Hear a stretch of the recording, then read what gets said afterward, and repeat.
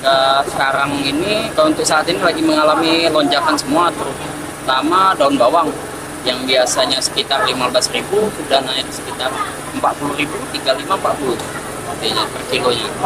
Sama cabai sekitar 60-70 ya, cabai merahnya.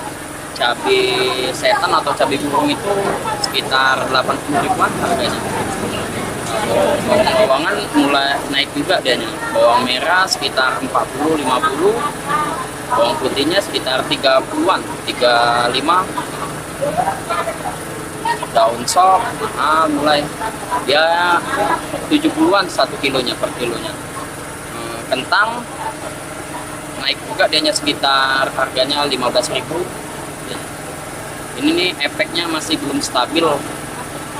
Jadi transfernya belum banyak yang ke kebun semua, jadi mengalami lonjakan dia.